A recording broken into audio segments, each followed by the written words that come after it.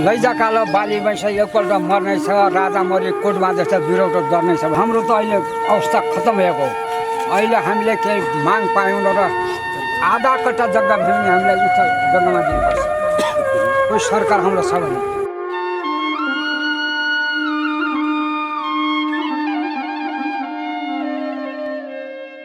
आउनु त धेरै आयो। 2 वर्ष अगाडि पनि आएको थियो, यस्तै भनेर गए। आजसम्म के दिएको छैन, अब के दिन्छ।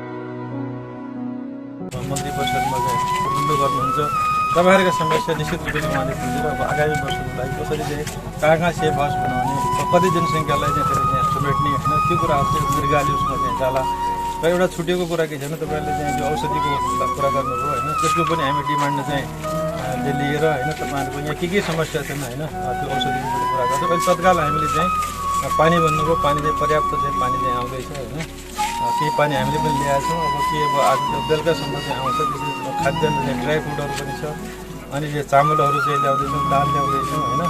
जति दिनुहुन्छ तपाईँलाई गर्नु, अरू चाहिँ थपथाप चाहिँ हामी चाहिँ यसमा चाहिँ गर्दै जान्छौँ। यसको लागि चाहिँ अब प्रदेश सरकार एकदमै चाहिँ अब अस्तिदेखि नै मान्य मुख्यमन्त्रीजी मान्य मन्त्रीज्यूबाट चाहिँ पटक चाहिँ मलाई चाहिँ अब निर्देशन आज मैले हरेक कुरा मैले चाहिँ जाहेर पनि गरिरहेको छु। यो कोरोना महामारी भनेको मानवीय सङ्कट हो। यी बाढी पहिरो डुबान यी भनेको प्राकृतिक हामी विपदबाट सँगै चाहिँ हामी पीडित भएका छौँ, हामी दुःखी छौँ। त प्रदेश सरकारले खास गरेर यहाँका सन्दर्भमा, पहाडका सन्दर्भमा त अब राहत सामग्रीदेखि लिएर राहत रकमदेखि लिएर थुप्रै सहयोग गरेको छ भने अब यो कैलालीमा कञ्चनपुरमा खास गरी कैलालीको पनि यो भजनी नगरपालिका, जोशीपुर गाउँपालिका लगायतका ठाउँमा, टिकापुर यी एरियाहरूमा यो चाहिँ खास गरेर यो पथरैया नदी, उताको चाहिँ काँडा र कान्द्रा नदी र यो दक्षिणबाट आउने यो हाम्रो मोहना नदीका कारणले सङ्कट उत्पन्न भएको छ। खास गरेर रानी जमरा राष्ट्रिय हाम्रो आयोजना हो। त्यो आयोजनाले चाहिँ के कारणले चाहिँ यतातिर चाहिँ तटबन्ध नगरिरहेको स्थिति छ, त्यो हाम्रो प्रमुख जिल्ला अधिकारीज्यूले म त्यसको अनुसन्धान गर्छु, त्यसको चाहिँ खोजी गर्छु, निर्देशन दिन्छु, त्यसलाई ठिक ट्र्याकबाट अगाडि हिँडाउने र त्यो अविलम्ब त्यो काम कारबाहीलाई अगाडि बढाउनमा म पहल गर्छु भनेर यहाँलाई वचनबद्धता उहाँले व्यक्त गर्नुभएको छ। म पनि यो जब सङ्कट आयो त्यसको बेलामा निरन्तर सबै ठाउँ बाजुरा पुगेँ, दार्चुला पुगेँ, यहाँ आएँ। अहिले यसमा पनि तत्काल प्रमुख जिल्ला अधिकारीज्यूलाई, नेपाली सेनालाई, सशस्त्र प्रहरी बललाई, हाम्रो चाहिँ नेपाल प्रहरीलाई, स्वयंसेवी संस्थाहरूलाई, रेड क्रसलाई, लथरन वर्ल्ड फेडरेसनलाई देखि लिएर उद्योग वाणिज्य सङ्घलाई, सबै सञ्चारकर्मी मित्रहरूलाई सबैलाई परिचालन गरेर कसरी हाम्रा दाजुभाइ दिदीबहिनीको जीवनमा आएको सङ्कटमा हामी मलम लगाउन सक्छौँ। त्यसका निम्ति सबभन्दा पहिले गर्ने भनेको हामीले सर्च र रेस्क्यु अर्थात् खोज र उद्धार हो। त्यो काममा हामीले सुरक्षा निकायलाई परिचालन गऱ्यौँ। तपाईँहरूले देख्नुहुन्छ हाम्रा सुरक्षा निकायले आफ्नो जीवनको पनि प्रवाह नगरेर चाहिँ यस्ता आपद विपदका बेलामा जनताको साथमा उहाँहरू लागिरहनु भएको हुन्छ र चाहिँ 3 जनाको हामीले उद्धार गर्न सक्यौँ भने 3 जनाको दुःखद निधन भएको छ। म सबै मृतकहरूप्रति श्रद्धाञ्जली व्यक्त गर्न चाहन्छु।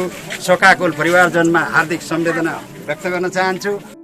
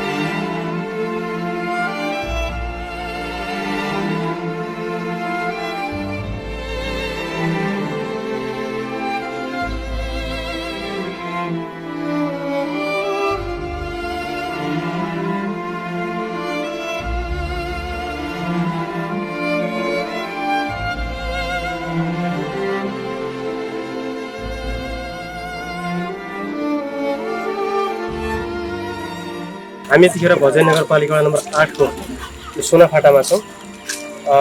अस्ति भर्खरै बुधबारको दिन जुन बाढीले यो क्षेत्रमा एकदमै स्थिति भयावह बनाएको छ। 3 जनाले चाहिँ यो क्षेत्रमा डुबानका कारण चाहिँ ज्यान गुमाइसक्नु भएको छ भने अहिले पनि सयौं परिवार चाहिँ यो हुलाकी सडकलाई चाहिँ एउटा आश्रय थलो बनाएर यहाँ बस्न बाध्य छ। आश्रय थलो बनाएर बस्ने एउटा यहाँको बासिन्दा मात्र नभएर उहाँहरूले पाल्नुभएका पशुहरूलाई पनि यही आश्रय स्थानमा ल्याएर उहाँहरूले राख्नु भएको छ। अहिले उहाँहरू एकदम घरबार विहीन हुनुभएको अवस्था छ। त्यति मात्र नभई उहाँहरूले राख्नुभएको लत्ता कपडा भाँडाकुँडा र खानेकुराहरू पनि बाढीका कारण एकदमै तहस नहस भएको अवस्था छ। आज बाढी गएको करिब 4-5 दिन बितिसक्दा पनि अझ पनि घरमा गएर घरमा बस्न सक्ने वातावरण छैन। अहिले पनि यहाँ बाढी र डुबानका कारण चाहिँ थुप्रै बस्तीहरू अझै पनि डुबानमा छन्। आज मात्रै सुदूरपश्चिम प्रदेशका कानुन मन्त्री प्रकाश शाह, त्यसै गरी प्रमुख जिल्ला अधिकारी यज्ञराज बोहरा लगायतको टोलले पनि यो क्षेत्रको अनुगमन गरेर उहाँहरू गइसक्नु भएको छ। भजन नगरपालिकाले यस क्षेत्रमा चाहिँ विभिन्न राहत उद्धारका लागि चाहिँ प्रोसेस गरिरहेको छ भने विभिन्न सङ्घ संस्थाहरूले पनि राहत र उद्धारको कामहरू गर्दै आएको छ। हामी यहाँ देख्न सक्छौँ स्थानीयहरू चाहिँ अगाडि बसिराख्नु भएको छ, पाल टाँगेर बसिराख्नु भएको छ। एकदमै अवस्था एकदमै भयावह अवस्था छ। यो भजनीका लागि एउटा नयाँ कुरो चाहिँ होइन आदरणीय दर्शकबिन, किन भन्दा वर्षेनी यहाँ कान्द्रा त्यसै गरी पथरयान अनि काँडा र मोहना नदीमा आउने बाढीले वर्षेनी हजारौँ नागरिकहरू चाहिँ घरबार विहीन हुने र उहाँहरूको खाद्यान्न लत्ता कपडा लगायतको सम्पूर्ण सामग्रीहरू चाहिँ नष्ट हुने यो परम्परा विगतका वर्षहरूमा पनि थियो। तर अहिलेसम्म भजनी नगरपालिकालाई राज्यले जुन नजरले हेर्न पर्ने त्यो नजरले अझै पनि हेरेको जस्तो महसुस चाहिँ यहाँको बासिन्दाहरूले गर्नु भएको छैन। किन भन्नुहुन्छ भने अहिले 4 नदीको बिच भेट्न भजनी नगरपालिका हुँदै गर्दा बाढीको वर्षाको समयमा बाढी र डुबानका कारण चाहिँ यहाँ लाखौँ करोडौँको क्षति हुँदासम्म पनि राज्यले अहिलेसम्म यो क्षेत्रलाई राम्रोसँग मूल्याङ्कन गर्न सकेको छैन र यो क्षेत्रलाई चाहिँ राम्रोसँग हेर्न सकेको छैन। उहाँहरूको राहत उद्धार र उहाँहरूलाई आवश्यक पर्ने कुराहरूमा चाहिँ उहाँहरूले चाहिँ पुरा गर्न सक्नु भएको छैन। यहाँ हामी देखिरहेका छौँ बाढीबाट प्रभावित भएका केही मानिसहरू यहाँ पनि हुनुहुन्छ। उहाँलाई म एकछिन उहाँलाई सोध्न चाहन्छु, हजुरको नाम के होला? रमैया। तपाईँको घर कता हो? वडा नम्बर 8 मै पर्छ। यही गाउँमै पऱ्यो। कति दिन भयो यहाँ आउनु भएको तपाईँहरू? भन्न खोजेको यो जो बाढी प्रभावित भएर अहिले घरबार विहीन भइसक्यो भन्दापछि जो हुलाकी सडकमा आउनु भएको छ 4 दिन भयो। 4 दिन भयो। अहिले के समस्या छ तपाईँहरूलाई यहाँ बस्दाखेरि? समस्या त सबै छ। आज पानी पनि मिल्दैन, अब खाना पनि मिल्दैन त्यति। अनि अहिलेसम्म नगरपालिकाले अथवा अन्य सङ्घ संस्थाहरूले के त्यस्तो सहयोग गरेको छ तपाईँहरूलाई? हिजो मात्रै च्याउच्याउ लाग्यो। अनि पानी पानी त आएन। तपाईँको घरमा क्षति भएको छ होला, अब के भएको छ? घर डुबायो कि के गर्यो घर त अहिलेसम्म? डुबायो, भत्केको त छैन? हिता भट्किया छ आज। अनि भित्र राखेको खाद्यान्न लत्ता कपडा भाडा बचाएको छ, त्यो बचाउनु भएको छ कि बग्यो? बचाएको छ। त्यो बचाउनु भएको छ। कति दिनसम्म कति दिन लाग्ला त्यहाँतिर पानी अझै कम हुनलाई? कुनै कति दिनसम्म लाग्छ आज। योभन्दा पहिला पनि विगतका वर्षहरूमा तपाईँहरूलाई यस्तै हुन्थ्यो? यस्तै हुन्छ। अनि तपाईँसँग यो क्षेत्रबाट भोट मागेर अनि तपाईँको समस्या समाधान गरौँला भनेर नेताहरू ठुलो भाषण गरेर आउँछन् होला। हजुर आउँछ। तर उहाँहरूले अहिलेसम्म कुनै पनि समस्या समाधान गर्नु भएको छ कि छैन? केही पनि गरेर अरू के भन्न चाहनुहुन्छ? हजुर यसमा पुल बनाएर राम्रो हुन्थ्यो यो फुटेको ठाउँमा। जहाँ जहाँ फुटेको छ त्यसमा पुल भएको राम्रो हुन्छ। सानो नै कि अलि ठुलै ठुलै ठुला ठुलो पानी निकास्ने पुल भयो भने तपाईँलाई राहत हुनसक्छ। सबभन्दा समस्या यही रोडले बनाएको छ। यो रोड नभइदिएको भए त्यो दुकान चाहिँ हुन्थेन। मैले मन्त्रीसँग एउटा गीत भनेर आएँ आज सामने गएर। मन्त्री पनि ठुलै हो हजुर होइन। अब लैजा कालो बाली वैँस एकपल्ट मर्नेछ, राजा मरि कोटमा जस्तो बिरौटो गर्नेछ भनेर आएँ हजुर। हाम्रो त अहिले अवस्था खतम भएको हो। अहिले हामीले केही माग पायौँ र आधा कट्टा जग्गा भयो भने हामीलाई उक्त जग्गामा दिनुपर्छ। कोही सरकार हाम्रो छ भने होइन। अब यो रात दिएर ती 20 कोटी सल्या परेका चिउला उल्टो बिमार ल्याएर हामीलाई मार्ने, उहाँले करुण ल्याएर यहाँ मार्ने, यो अवस्था होइन। सुन्नु होइन, दुनियाँ हामी पनि जनता हौँ, हामीले पनि भोट दियौँ होला। भोट माग्ने बेला म सब गरौँला भन्ने नपाएकी बेला अहिले हामीलाई कसले हेर त? बा भन्यो भने उही राजा हो या कमलेट हो या धीरेन्द्र महेन्द्र हो, राजा हामीले राजै मानेका हौँ। अहिले त्यो राजै हो, केपी शर्मा ओलीले राजै हो। तिनले पनि हामीलाई एकचित गर्नु पऱ्यो त। अन्त हामीले हाम्रो सरकार कहाँ छ त? हामी त मूल्य न आमा न बा हाम्रो। अहिले हामी बुढेसकालमा अहिले यस्ता ठाउँमा आएर मैले बस्नु पऱ्यो। आउनु भयो नि। तपाईँ लगायत थुप्रै अहिले स्थानीय बासिन्दा चाहिँ घरबार विहीन भएका छन्। सब गएका छन् हजुर। अहिले मन्त्री पनि आएर जानुभएको छ, के भन्नु? माननीय पनि आएर गया। उनसँग भने मैले हामीलाई अरू केही चाहिएन, यो सडेको चिउरा दिनु र बिस्कुट दिनु भन्दा हामीलाई यो जग्गा त रोपनी गर, समुदाय जङ्गल बना होइन। 1.5 बिघा जग्गा छ, हामीले मालको तिरेका छौँ।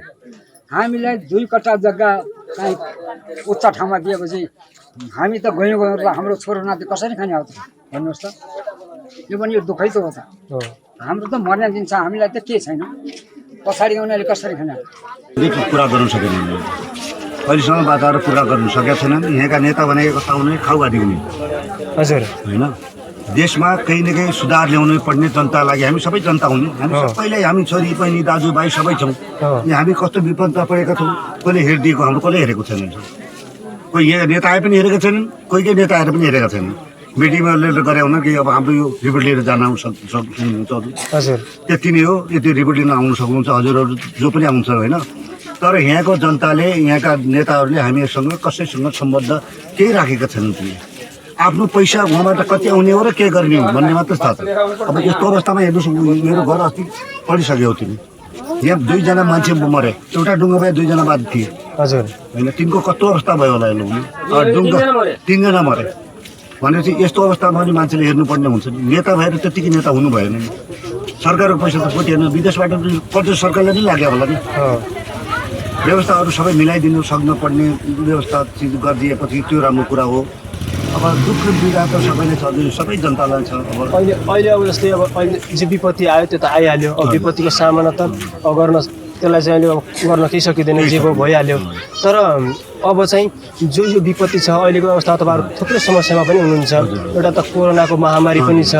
यो अवस्थामा राज्यले अथवा सम्बन्धित केही सहयोगी संस्थाहरूले पनि केही राहतहरू गरिराख्नु भएको छ। तपाईँहरू एकदमै गाह्रो के परिरहेको छ अहिले, के आवश्यक छ? हामीलाई गाह्रो पर्ने त चिउरा र त्यो बिस्कुट दिएर कुनै कुर्तिएको छ, त्यो बात भन्नु होइन। हजुर चिउरा र बिस्कुट त किन पनि पाइन्छ त दोकानमा। हजुर हामीले बरु चावलको व्यवस्था गर्ने, दालको व्यवस्था गर्ने, यस्तो भनौँ होइन होइन, तेलको व्यवस्था गर्ने, यस्तो भयो त रासन दिने भने त्यो चिउरा र त्यो चाउचाउ दिएर त पेट पुग्दैन होला नि होइन। एउटा राज्यले दिने कुरा होइन, सरकारले दिने कुरा हो। हामी तपाईँले दिने कुरा होइन होइन, राज्यले दिने हो, हाम्रो पैसा जाने होइन, सरकारको जाने हो। आखिर हामीले पनि त सरकार पैसा हामीले तिर्नुपर्छ, खर्चै पर्दैन भन्नु। हजुर पनि हिँडेको पनि पैसा लाग्छै लाग्दैन भन्नु। ठिकै पनि यहाँ आउँदा पनि 500 रुपियाँ लाग्छ भनेपछि हामीले जाने कहाँ, कसरी जाने, कुन ठाउँमा जाने, अब त्यस्तो नदी नाला छ होइन। त्यसको व्यवस्था के गरिदिने, हामीलाई नाउ चाहियो पहिला पर्छ। हजुर एउटा दुईवटा नाउ हाम्रो टोलमा एउटा नाउ पठाइदिएपछि, अथवा यो प्लास्टिकै नाउ होस्, काठकै नाउ होस् हजुर होइन, त्यो नाउ पठाइदिएपछि हामी जताहरू त बाँध्दैन, उधार त हुने भयो, कसैको पनि हुने। कोही बालबच्चा भए, गाई भैँसी भए, बाख्रा पाठा भए, ती बच्चीहरू भए, कोही सुत्केर आइमै हुँदा उनका सानो बच्चा हुन्न, उनलाई त उधार त गर्न चाहियो नि। हो त्यस्तो काम गरिदिएपछि त्यो राम्रो कुरा हेर्नुहोस् है। अरू के भन्नु, हजुर यस्तै दुःख देखिनु भयो। हस्, धेरै धेरै धन्यवाद छ हजुर है। सुरक्षित रहनु होला। यस्तै छ, यस्तै बसेर आज 4 दिन भइगयो। मान्छे लिएर लास्ट त्यहाँ पुगा टिकापुर पुगाएर आएँ, अहिले भर्खर पुग्दैछु। हुन्छ हस् हस्। त्यस्तै आदरणीय दर्शकबिन, अवस्था एकदमै भयावह अवस्था छ, तपाईँहरूले पनि देखिराख्नु भएको छ। यो भजनी नगरपालिकाको यो वर्षको मात्रै विडम्बना र दुःख होइन, यहाँ वर्षेनी बर्सातको समयमा यहाँ हजारौँ परिवारहरू विस्थापित हुन्छन् र यहाँ करोडौँको नोक्सान हुन्छ। अहिले हामी यहाँ देख्न सक्छौँ किसानले लगाएको धानबाली, जहाँ धानबाली लगाएको छ त्यहाँ अहिले चाहिँ पुरा समुद्र तट जस्तो बनेको अवस्था छ। अहिले भजनी टिकापुर सडक खण्ड पनि सम्बन्ध विच्छेदको अवस्था पुगेको छ। अहिले जुन हुलाकी सडक छ, हुलाकी सडक खण्ड अहिले बिचमा चिरा पारेर चाहिँ पानीले आवत जावतलाई चाहिँ पूर्ण रूपमा बन्द भएको अवस्था छ। यो अवस्थामा यहाँ बसेका नागरिकहरूको एकदमै भयावह अवस्था छ। हामी अझै पनि केही एक दुईजनासँग हामी कुराकानी गर्न गइरहेका छौँ। हजुरको नाम के होला? मेरो नाम कविता देवी पाण्डे। कतिजना हुनुहुन्छ घरमा? 5 जना परिवार। सबै अहिले त घरबार विहीन हुनुभएको छ, घर भत्किसक्यो हो? भत्किसकेको छ। त्यसरी त हाम्रो त्यहाँ परिवारमा त 10 जनाको घर छ। हजुर। तर हामी 5 जना परिवार छौँ। घर तर भत्किसकेको त हाम्रो घर उता छ, एकदम बाढी लाग्ने ठाउँमा छ। ए अब अहिले के छ, के राहत केही पाइराख्नु भएको छ कि के छ? त्यो चिउरा र चाउचाउ मात्र पाएको छ, अनि अरू केही पनि पाउनु भएको छैन? अरू केही पाएको छैन।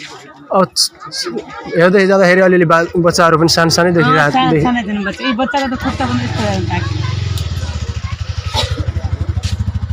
ए पानीले त्यही पानी। ए अब उपचारको यहाँ त एकदमै सरुवा रोग पनि सङ्क्रमण हुन सक्ने सम्भावना छ। हजुर। चौरा गएर ए अरू कहाँ हुनुहुन्छ घरको मान्छेहरू? घरको मान्छे यो सबै हाम्रो आफ्नो यहाँ। अनि ए अनि राज्यले के गरिदिएको भए हुन्थ्यो जस्तो लाग्छ अहिले तपाईँलाई यो अवस्थामा चाहिँ? हामीले अलिकति उच्च ठाउँमा घरबास अनि त्यही भएर वर्षेनी तपाईँहरूले यो समस्या? यस्तै समस्या छ। खेती लगाउँ, खेती पनि त्यस्तै नोक्सान गरेर गयो।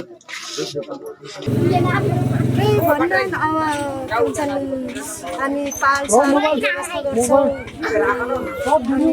मेच चालु गर्छौँ भनेको छ नि। यो अवस्था आइरहँदा तपाईँहरूलाई धेरैजनाले भेट्नुभयो होला, यहाँ आएर धेरैजनाले आश्वासन पनि दिनुभयो होला, यस्तो गर्छु यस्तो गर्छु, के कस्ता कुराहरू गर्नुभयो छ? कतिजना जति आउनुभयो यहाँ भेट्न चाहिँ? आशा लाग्छ कि लाग्दैन उहाँहरूले केही गर्नु? 2 वर्ष अगाडि पनि आएको थियो यस्तै भनेर गए, आसम्म के दिएको छैन। अब के दिएन। तपाईँहरूको यो वर्षेनी समस्या हो 2 साल 3 साल बिराइ आउँछ भनेपछि लगभग यस्तो अवस्था आइरहन्छ। यहाँ के चाहिँ भएको भए तपाईँहरूलाई चाहिँ राम्रो हुन्थ्यो जस्तो लाग्छ? हामीलाई उच्च ठाउँमा घरबास दिएको भए राम्रो हुनेछ। मैले थाहा भएअनुसार छोरा पसल गरेर घर आउँदै थियो बाटोमा। हजुर। बाढी धेरै कम्मरसम्म पुगिसकेको थियो। हजुर। नजाभन्दा एउटा बोकेको हो। म काबेर सर म काठमाडौँमा थिएँ करिब 15 गते म यहाँ आइपुगेँ। त्यहाँ छिमेकीले अब त्यसले नमाने पनि अलिकति समाज दिएको भए ध्यान जोगिन्थ्यो भन्ने आशा थियो। हजुर एकदमै ट्यालेन्ट विद्यार्थी त्यो 4 क्लासमा पढ्दै गएर पनि पास पार्थ्यो। त्यसपछि पसलको काम पनि गर्थ्यो, पसलमा बेच्ने सबै जिम्मेवारी त्यसले नै ग्रहण गरिरहेको थियो। एकदमै दुःख लागेको छ त्यो। हजुर पक्कै पनि हजुर गुमाउनु परेको छ। पक्कै पनि दुःखद घटना घटेको छ। अब तपाईँ के भन्न चाहनुहुन्छ यहाँका स्थानीय जनप्रतिनिधिहरूलाई? तपाईँ के भन्न चाहनुहुन्छ अब? अनि सरकारले जुन अब 1जनाको 2 लाख अब अलिकति राहत हजुर दिने घोषणा गरेको छ, त्यसको लागि अब पायो भने चाहिँ अलि अर्को छोरा पनि छ मेरो, कान्छो छोरा 5 वर्ष। ए हजुर हजुर त्यसको भविष्य अलिकति प्रभावले पाउँछ। अब घरको आर्थिक स्थिति पनि कमजोर भएको कारणले गर्दा बच्चालाई पनि एकदमै राम्रो भविष्य बनाउँछु अनि पढाउनु देखाउँछु। मैले कमाउन बाहिर मिस्त्री काम गर्छु म। आज मेरो 2 छोरा, आमा बुवा, मेरो भाइ अनि मेरो कान्छो छोरा। अब आमा पनि छैन, त्यो पनि अब अलग्गै बस्छ, छुट्टै छ। आमा भइदेउसँगै त त्यस्तो म खतना नगरेको अब त्यो आफ्नो माइतीतिर बस्छ। अब दोषी त अब कसलाई दिनु, प्राकृतिक प्रकोपको कारणले गर्दा अब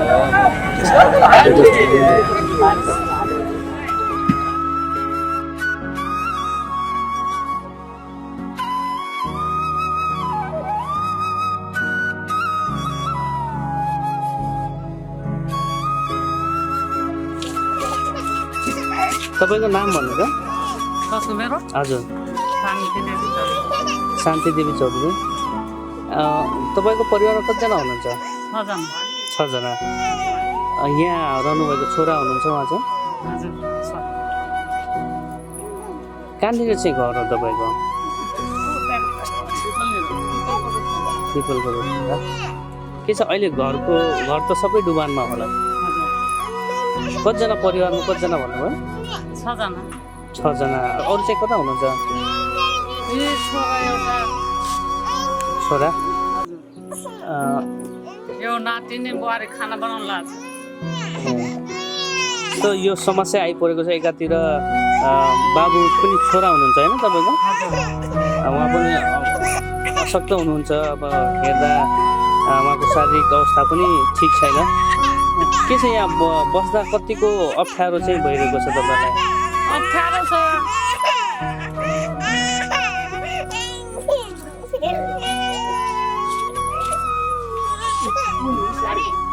धेरै अप्ठ्यारो छ यतिखेर। अनि खाना चाहिँ के खाइराख्नु भएको छ?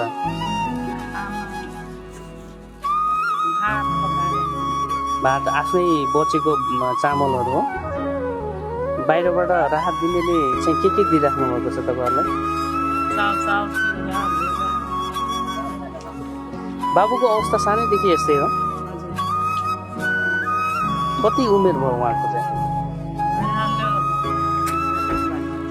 21-22 वर्ष भयो। भनेपछि 21-22 वर्ष उहाँ चाहिँ यस्तै हुनुहुन्छ अहिलेसम्म चाहिँ? बच्चैदेखि जन्मिनेदेखि यस्तै हुनुहुन्छ। कतिको अप्ठ्यारो छ तपाईँलाई अहिले? धेरै अप्ठ्यारो छ। दिसा गराउनुपर्छ, खिलाइदिनुपर्छ, झन् यतिखेर त तपाईँहरू अब यो रोडमै आएर बस्ने अवस्था आएको छ। झन् अप्ठ्यारो भएको होला यतिखेर।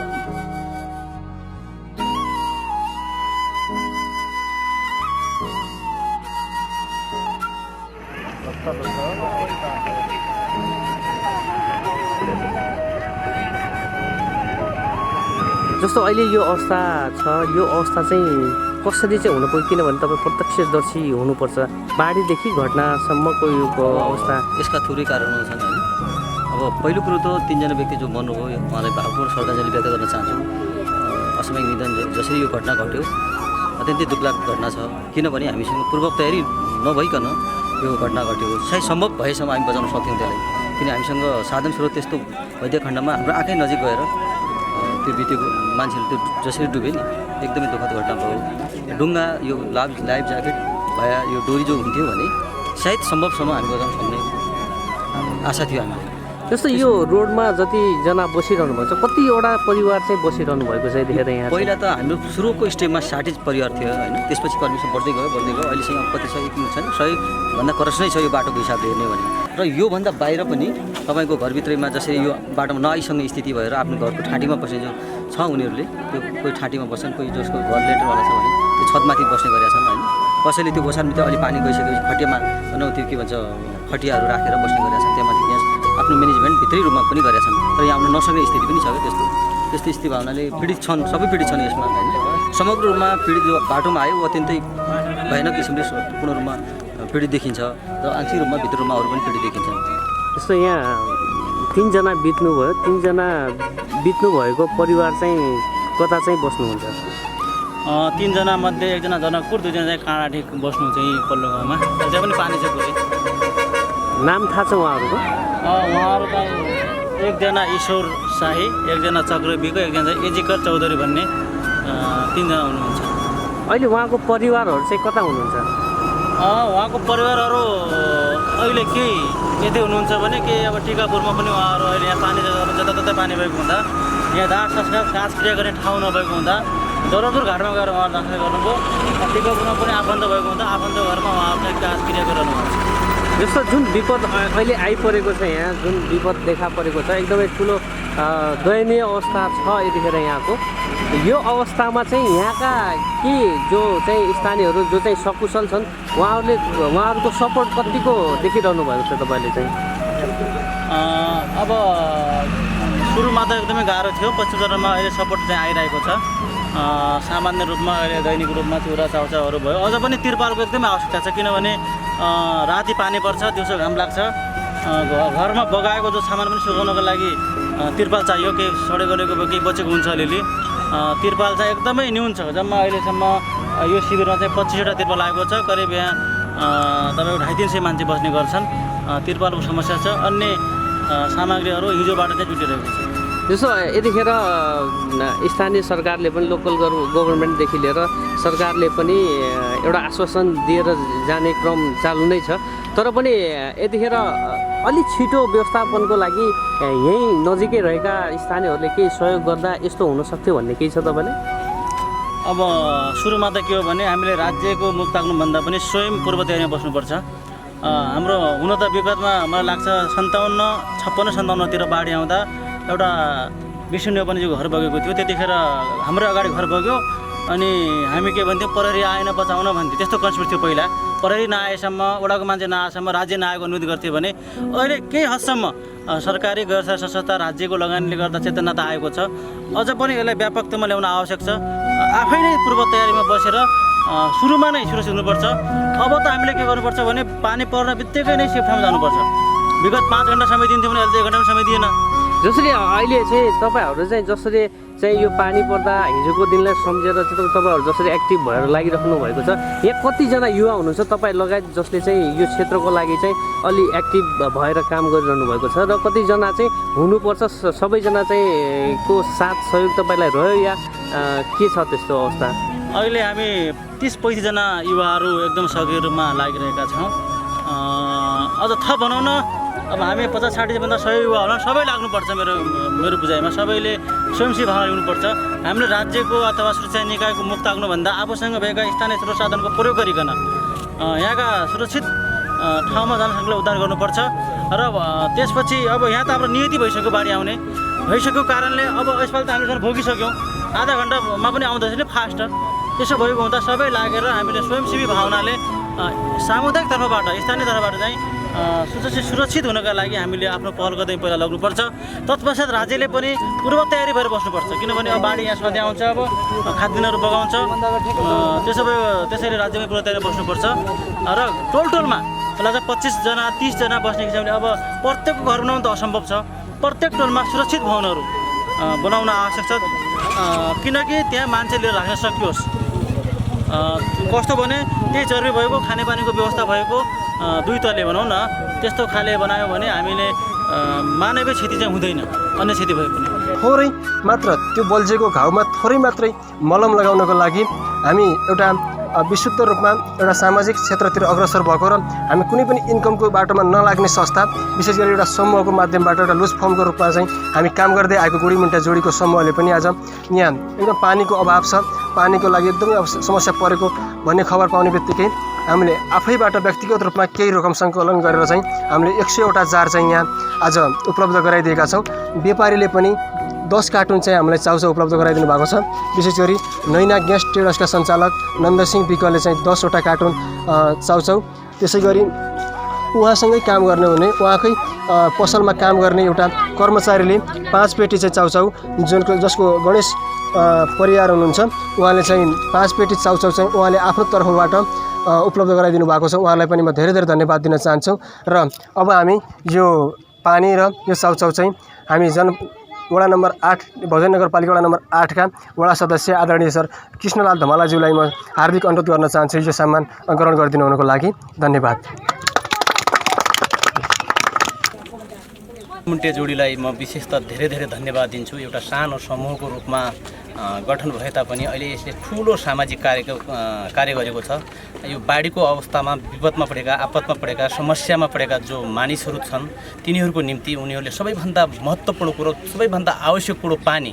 अहिले क्षेत्रमा बाढी आएको कारण नलबाट धमिलो पानी आइरहेको छ र त्यो प्रदूषण भएको पानी नभएको अवस्थामा उनीहरूले पानी ल्याएर एकदम ठुलो सहयोग गर्नुभएको छ। उहाँहरूलाई म धन्यवाद दिन चाहन्छु। फेरि पनि म धन्यवाद दिन्छु। साँच्चीकै यस्तै मनकारी समूहहरू, सङ्गठनहरू, व्यक्तिहरू यदि हुने हो भने कसैले पनि यो क्षेत्रमा भोको, कसैले पनि समस्यामा पर्नु पर्दैन होला, कोही पनि रोगी हुनु पर्दैन होला भन्ने मलाई लागेको छ। र फेरि पनि म धन्यवाद दिँदै म आफ्नो भनाइलाई अन्त गर्छु। धन्यवाद।